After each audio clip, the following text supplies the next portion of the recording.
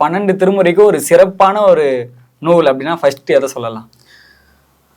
12 திருமுறைகள்ல சிறப்பானதா அப்படின்னும் போது நம்ம திருவாசகத்தை ஏற்றுக்கொள்ளலாம்ன்றதுக்கு நான் எதை ஆதாரமா நான் சொல்றேன்னா, இறைவனே மாணிக்க வாசக பெருமான் கிட்ட வந்து அவர் கைப்பட எழுதி அதை கொடுத்து நமக்கு அதை திருப்பி கொடுத்த ஒரு மிகப்பெரிய ஒரு பாக்கியம் வந்து பாத்தீங்கன்னா இந்த திருவாசகத்துல இருக்கு. திருவாசகம்னா என்ன? திருவாசகம் அப்படின்றது நமக்கு அந்த ஒரு சொல்லிலிருந்தே நம்ம தெரிஞ்சுக்கலாம். திரு அப்படின்ற ஒரு அடைமொழியை வந்து பாத்தீங்கன்னா இறைவனை குறிக்கக்கூடியதா சொல்றோம். அந்த திரு அதுக்கு பக்கத்துல இருக்கக்கூடிய அந்த வாசகம் அப்படின்றது இறைவனை பற்றி புகழ்ந்து பாடக்கூடிய ஒரு பதிகமாக இருக்கக்கூடியது. அதனால அதை திருவாசகம் அப்படின்னு நம்ம சொல்றோம். திருவாசகம் படித்தா என்ன மாற்றம் வந்துடும்? அப்படி திருவாசகம் படிக்கிறதுனால என்ன மாற்றம் வந்துடும் அப்படின்னு கேட்டீங்கன்னா, கண்டிப்பா எண்ணத்திலே மாற்றம் வரும். ஏன்னா நம்முடைய எண்ணம் தான் இன்னைக்கு மனிதனுடைய ஒவ்வொரு வாழ்க்கையில நடக்கக்கூடிய எந்த ஒரு செயல்முறைக்கும் எண்ணமே காரணம் அப்படின்னு நம்ம சொல்றோம்.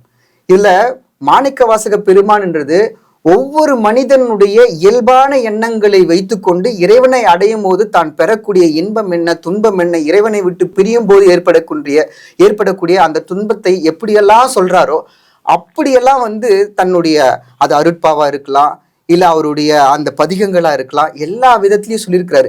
இது ஒவ்வொரு தனிப்பட்ட மனிதனுடைய மனத்தின் இயல்பு, அந்த இயல்புனுடைய வெளிப்பாடுகள்ல இறைவனை எப்படியெல்லாம் அடையலாம் அப்படின்றத அவரு சொல்லியிருக்காரு. தான் அடைந்த அந்த ஒரு நிலையை பிறரும் அடைய முடியும் அப்படின்றதுக்கு அவருடைய மனத்தின் வெளிப்பாடு தான் இந்த திருவாசகமே. திருவாசகம் இன்னொன்னு சொல்றாங்க, திருவாசகம் நாமளும் சிவமாகலான்றதையும் சொல்லியிருக்காங்க. ஆமா, அதனுடைய கருத்து என்ன உங்களுக்கு? இப்ப நாமும் சிவமாகலாம் அப்படின்றது என்னன்னா, சிவம் அப்படின்னு நம்ம வழக்கமா வந்து சைவத்துல நம்ம சொல்லுவோம். இப்ப நாமும் சிவமாகலாம் அப்படின்றதுல திருவாசகம் எப்படி சொல்லுதுன்னா, முதல்ல திருவாசகம் எந்த நெறிமுறையை பயன்படுத்துது அப்படின்றத நாம தெரிஞ்சுக்கணும். திருவாசகம் என்பது முழுக்க முழுக்க ஞான மார்க்கத்தை அடையக்கூடியது. அப்ப அந்த ஞான மார்க்கத்தின் வழியாக செல்லும் போது அதுல ஞானத்தை கொடுக்கக்கூடிய ஒரு இடத்தில் ரொம்ப முக்கியமா இருக்கக்கூடியவர் யார் அப்படின்னு கேட்டீங்கன்னா குரு.